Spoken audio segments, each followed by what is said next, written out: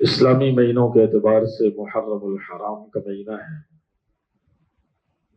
اور اس مہینے کے بارے میں حضور اکرم صلی اللہ علیہ وسلم کی کچھ تعلیمات ہیں، اور ہمارے معاشرے میں دیکھا دیکھی کچھ اعمال ہیں۔ تو اصل تو یہ ہے کہ ہمیں شریعت کی تعلیمات پر چلنا، مستند احکامات پر عمل کرنا، حضور اکرم صلی اللہ علیہ وسلم کے بتائے ہوئے دین پر عمل کرنا، اور اپنے نظریات، عقائد اور اعمال کو درست کرنا، یہ ہمارے لیے بہت ضروری ہے۔ اس لیے کہ عقائد کی خرابی یہ بھی انسان کے لیے خطرناک ہے، اعمال کی خرابی یہ بھی انسان کے لیے خطرناک ہے۔ ہمارا معاشرہ چونکہ اس نہج پر چل پڑا ہے کہ لوگ دیکھا دیکھی کام کرتے ہیں، کہ یہ بھی تو یہ کر رہا ہے، موسم اس چیز کا چل رہا ہے، مہینہ اس چیز کا چل رہا ہے، لوگ تو سب یہ کر رہے ہیں۔ لوگ کیا کر رہے ہیں، معاشرے میں کیا ہو رہا ہے، اور رواج کس چیز کا ہے، مہینہ کون سا چل رہا ہے، ہم اس چیز کے پابند نہیں ہیں۔ ہم اس چیز کے پابند ہیں کہ اللہ تعالیٰ کا کیا فرمان ہے، جناب نبی کریم صلی اللہ علیہ وسلم کا کیا طریقہ ہے، اور صحابہ کرام نے کیا فرمایا ہے، ہم تک کیا دین پہنچایا ہے۔ آپ نے دیکھا ہوگا مدینہ منورہ میں ریاض الجنہ جو ایک جنت کا ٹکڑا ہے، جس کے بارے میں حضور اکرم صلی اللہ علیہ وسلم نے فرمایا کہ ما بین بیتی و منبری روضۃ من ریاض الجنہ، کہ میرے گھر اور منبر کے درمیان جو جگہ ہے وہ جنت کا ٹکڑا ہے۔ ظاہر بڑی قیمتی جگہ ہے، جنت کی جگہ ہے۔ ہر انسان کی خواہش ہوتی ہے مدینہ منورہ جو پہنچتا ہے کہ میں اس جگہ پر ضرور حاضری دوں۔ تو آج کل وہاں سعودی حکام کی طرف سے اس کا ایک پرمٹ ہے کہ جو ایک سلاٹ بک کرے گا وہ اس وقت میں ریاض الجنہ میں آئے گا۔ بعض لوگوں کو اس کا اپائنٹمنٹ ملتا ہے عصر کی نماز کے بعد۔ جب عصر کی نماز کے بعد لوگ وہاں پہنچتے ہیں تو بس کھڑے ہو کر اللہ اکبر 2 رکعت نفل شروع کر دیتے۔ اگر ان کو آپ سمجھائیں کہ بھئی عصر کے بعد تو نفل نہیں ہوتے، تو لوگ آگے سے ہمیں جواب دیتے ہیں کہ سب تو پڑھ رہے ہوتے ہیں، سب پڑھ رہے ہوتے ہیں، سب پڑھ رہے ہوتے ہیں تو پڑھیں۔ جب جناب نبی کریم صلی اللہ علیہ وسلم کا ایک واضح فرمان ہے کہ آپ علیہ الصلوۃ والسلام نے فرمایا کہ عصر کی نماز کے بعد غروب آفتاب تک نفل نہیں پڑھنے، تو بس نہیں پڑھنے۔ لوگ پڑھ رہے ہوں تو پڑھتے رہے، لوگ تو بہت کچھ کر رہے ہیں۔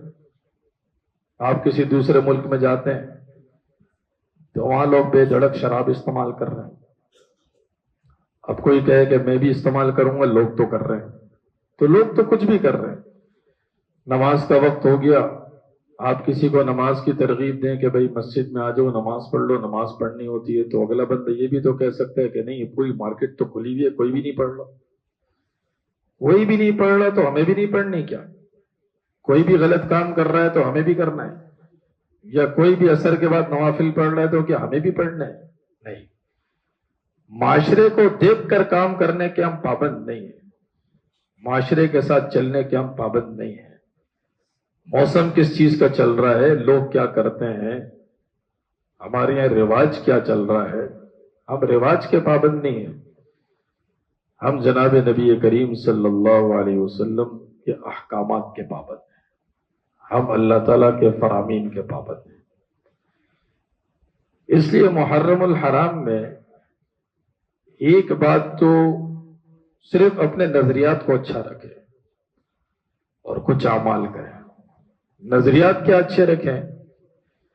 نظریات یہ اچھے رکھیں کہ ہم تک دین پہنچا ہے یہ جناب نبی کریم صلی اللہ علیہ وسلم کی ایک مبارک اور مقدس جماعت حضرات صحابہ اکرام رضوان اللہ تعالی علیہم اجمعین کے واسطے سے پہنچا ہے۔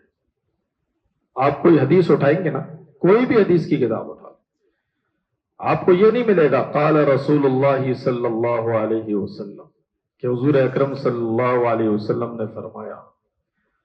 آپ کو یہ ملے گا عن ابی ہریرہ رضی اللہ تعالی عنہ قال قال رسول اللہ صلی اللہ علیہ وسلم. عن عبد الله بن عمر رضي الله تعالى عنه قال قال رسول الله صلى الله عليه وسلم. عن ابن مسعود قال قال رسول الله صلى الله عليه وسلم کہ فلاں صحابی نے حضور اکرم صلی اللہ علیہ وسلم سے یہ حدیث نقل کی ہے، فلاں صحابی نے حضور اکرم صلی اللہ علیہ وسلم سے حدیث نقل کی ہے.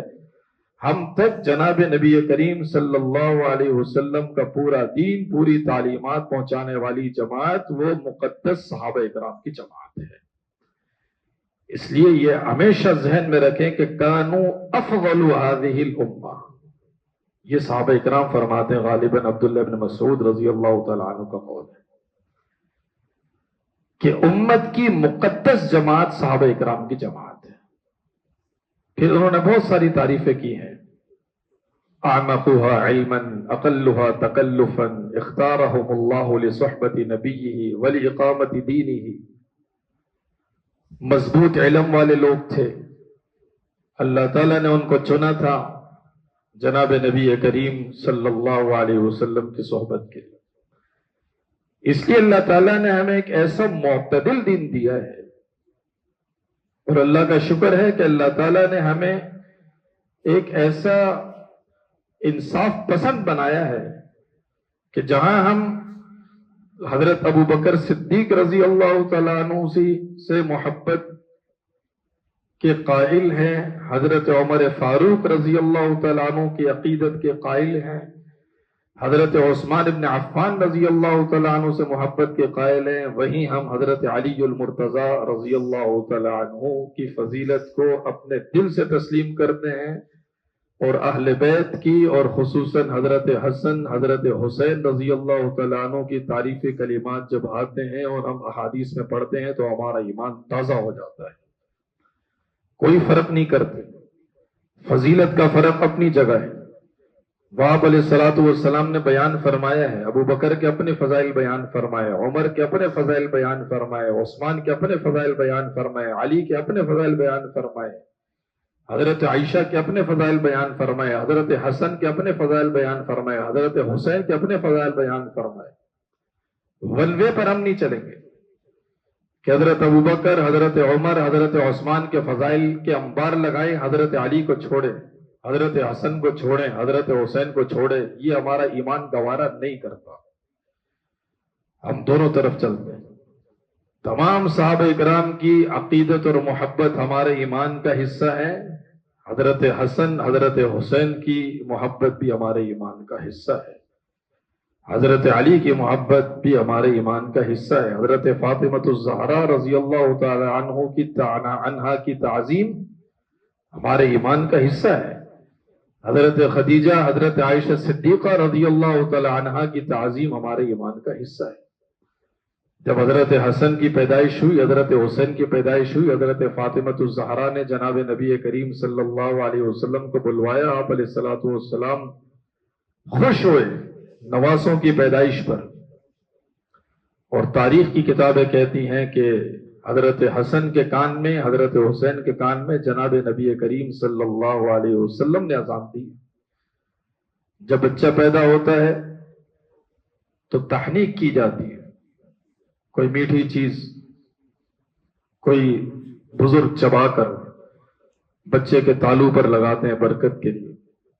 حضرت حسن حضرت حسین کی تحنیک جناب نبی کریم صلی اللہ علیہ وسلم نے فرمائی، اور آپ علیہ الصلوۃ والسلام نے فرمایا کہ ان الحسن والحسین سیدہ شباب اہل الجنہ، کہ حسن اور حسین یہ جنت کے نوجوانوں کے سردار ہیں.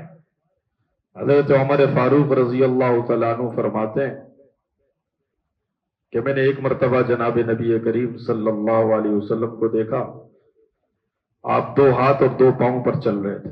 جس طرح چھوٹے بچوں کے لیے جو ہے نا، بچوں کے والد یا دادا نانا ان سے عقیدت اور محبت کا اظہار کرتے ہیں، جس طرح 4 پاؤں پر بچہ چلتا ہے، اس طرح بڑے حضرات بھی اس طرح 2 پاؤں 2 ہاتھ پر یوں چل رہے ہوتے ہیں اور اپنے کندھوں پر جو ہے نا بچوں کو بٹھاتے ہیں۔ تو حضرت عمر فرماتے ہیں ہم نے جناب نبی کریم صلی اللہ علیہ وسلم کو دیکھا 2 ہاتھ 2 پاؤں پر آپ چل رہے اور آپ کے پیٹھ پر حضرت حسن اور حسین بیٹھے ہوئے۔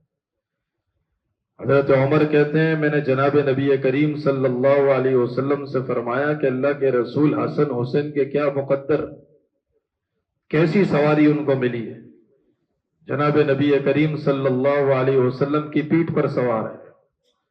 تو آپ علیہ الصلوۃ والسلام نے فرمایا کہ سواری تو اچھی ہے لیکن سوار بھی تو دیکھو کیسے عظیم الشان سوار ہے، حسن سوار ہیں، حسین سوار ہیں۔ خطبوں کے موقع پر بھی جناب نبی کریم صلی اللہ علیہ وسلم نے منبر پر خطبہ دیا ہے اور گود میں حسن حسین کو بٹھایا ہے۔ نماز کے دوران بھی حضور اکرم صلی اللہ علیہ وسلم نے اپنی نفلی نمازوں میں اپنے کندھوں پر حسن حسین کو بٹھایا ہے۔ تو یہ عالم اسلام کی مبارک ہستیاں ہیں، ہمارے ایمان کا حصہ ہے، اور یہ ان کے فضائل اور ان کے مناقب پڑھ کر ہمارے اندر خوشیوں کی لہر دوڑتی ہے کہ یہ ہمارے پیغمبر جناب نبی کریم صلی اللہ علیہ وسلم کے مبارک نواسے اور عالم اسلام کی عظیم ہستیاں ہیں۔ لیکن صرف یہ نہیں بلکہ یہ بھی ہمارے ایمان کا حصہ ہے کہ حضرت ابوبکر صدیق رضی اللہ تعالیٰ عنہ حضور اکرم صلی اللہ علیہ وسلم کے دنیا سے پردہ فرمانے کے بعد پوری امت کو سنبھالنے والی جو شخصیت تھی وہ ابوبکر صدیق رضی اللہ تعالیٰ عنہ۔ حضور اکرم صلی اللہ علیہ وسلم کا مصلی سنبھالنے والی اگر کوئی شخصیت تھی تو حضرت ابوبکر صدیق رضی اللہ تعالیٰ عنہ کی شخصیت تھی۔ حضرت علی رضی اللہ تعالیٰ عنہ کو حضور اکرم صلی اللہ علیہ وسلم نے ہجرت کے موقع پر اپنی امانتیں سپرد کی مکہ مکرمہ میں اور کہا کہ ان کی حفاظت کرنا۔ آپ علیہ الصلوۃ والسلام کا اپنی امانتوں پر اگر اعتبار تھا تو عالم اسلام کی ایک مبارک ہستی حضرت علی المرتضیٰ رضی اللہ تعالیٰ عنہ جو داماد رسول صلی اللہ علیہ وسلم تھے ان پر تھا، اور اس کائنات کی مبارک ہستی جناب نبی کریم صلی اللہ علیہ وسلم کو اللہ کی حفاظت میں مدینہ منورہ حفاظت کے ساتھ پہنچانے والی اگر کوئی شخصیت تھی تو جناب حضرت ابوبکر صدیق رضی اللہ تعالیٰ عنہ کی ہستی تھی۔ جب غار ثور پر جاتے ہیں، کفار تعاقب کرتے ہیں، حضرت ابوبکر صدیق رضی اللہ تعالیٰ عنہ حضور اکرم صلی اللہ علیہ وسلم سے فرماتے ہیں کہ اللہ کے رسول بہت قریب پہنچ گئے ہیں، اگر اپنے پاؤں پر دیکھیں گے تو ہم نظر آ جائیں گے، پھنس جائیں گے ہم۔ اللہ تعالیٰ قرآن کریم میں فرماتے ہیں کہ یہ منظر جب حضور اکرم صلی اللہ علیہ وسلم کو بیان فرمایا گیا تو اذ یقول لصاحبہ لا تحزن ان اللہ معنا۔ حضرت ابوبکر صدیق وہ صحابی ہیں جن کی صحابیت اللہ تعالیٰ نے قرآن کریم میں بیان فرمائی ہے کہ جناب نبی کریم صلی اللہ علیہ وسلم نے اپنے ساتھی ابوبکر صدیق سے کہا کہ لا تحزن ان اللہ معنا، ابوبکر ڈرنے کی ضرورت نہیں ہے، اللہ ہمارے ساتھ ہے، کافر ہمارا کچھ بھی نہیں بگاڑ سکتے۔ پھر اس کے بعد حضرت عمر فاروق رضی اللہ تعالیٰ عنہ خلیفہ بنتے ہیں اور ایک جرأت مند صحابی ہیں، ہیبت والے صحابی ہیں۔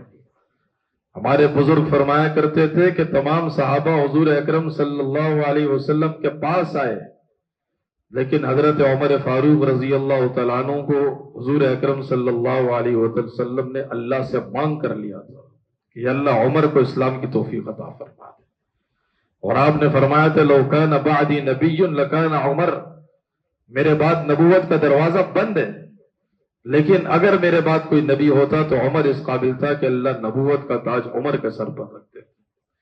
تو میں آپ سے عرض کر رہا ہوں کہ تمام صحابہ اکرام کی محبت ہمارے ایمان کا حصہ ہے، اس میں خلیفہ اول حضرت ابوبکر صدیق ہوں، حضرت عمر فاروق ہوں، حضرت عثمان ہوں، حضرت علی المرتضیٰ ہوں، حضرت عائشہ صدیقہ رضی اللہ تعالی عنہا ہوں، حضرت فاطمہ الزہرا ہوں، حضرت حسن ہوں، حضرت حسین ہوں، اہل بیت ہوں، عشرہ مبشرہ ہوں، تمام صحابہ ہمارے سروں کا تاج ہے۔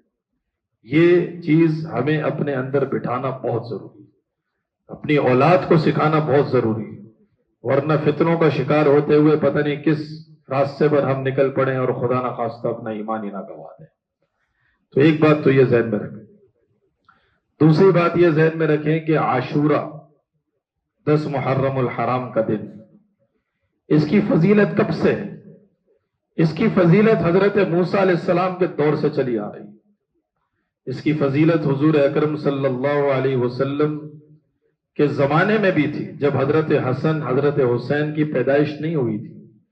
حضرت حسن حضرت حسین کی شہادت، اور شہادت ایک عظیم مرتبہ ہے۔ میں نے پچھلے جمعے بھی کہا تھا کہ اللہ تعالیٰ ہر کسی کو عطا فرماتے بھی نہیں، بڑے چن چن کر اللہ عطا فرماتے۔ حضرت حسین ایک مبارک ہستی تھی، حضرت حسن ایک مبارک ہستی تھی کہ اللہ تعالیٰ نے ان کو بڑے بلند مقامات پر فائز کیا۔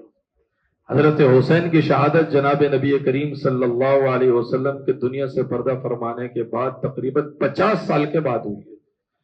یہ حضرت حسین کے لیے ایک اور فضیلت کا مقام تھا کہ اللہ تعالیٰ نے 10 محرم الحرام کا دن ان کو عطا فرما دیا، ورنہ 10 محرم الحرام کی تاریخی حیثیت ان کی شہادت سے پہلے حضور اکرم صلی اللہ علیہ وسلم کے دور سے چلی آ رہی تھی، اور جب مسلمانوں پر رمضان کا روزہ فرض نہیں تھا تو 10 محرم الحرام کا روزہ فرض تھا، وہ رکھا کرتے تھے۔ رمضان کی فرضیت کے بعد 10 محرم الحرام کی فرضیت ختم ہو گئی، لیکن حضور اکرم صلی اللہ علیہ وسلم پھر بھی رکھتے تھے۔ عبداللہ بن مسعود غالباً فرماتے ہیں کہ ہم نے اللہ کے رسول سے عرض کیا کہ اللہ کے رسول یہودی بھی رکھتے ہیں۔ اللہ کے رسول نے فرمایا کیوں، وہ کیوں رکھتے ہیں؟ فرمایا کہ اس لیے کہ وہ کہتے ہیں کہ حضرت موسیٰ علیہ السلام کو جو اللہ تعالیٰ نے فرعون سے نجات دی تھی وہ 10 محرم الحرام کا دن تھا۔ حضور علیہ السلام نے فرمایا اچھا، وہ کیا موسیٰ کو مانتے ہوں گے جو ہم موسیٰ علیہ السلام سے عقیدت رکھتے ہیں، لیکن چونکہ 10 کا وہ بھی روزہ رکھتے ہیں، 10 کا ہم بھی روزہ رکھیں گے، تو عبادت کے اندر بھی یہودیت کے ساتھ مشابہت مجھے گوارا نہیں ہے۔ آئندہ سال میں زندہ رہا تو میں 9 کا بھی روزہ رکھوں گا، یعنی 10 کے ساتھ ایک روزہ ملا کر رکھوں گا۔ اس لیے 10 محرم الحرام کے روزے کی بڑی فضیلت ہے۔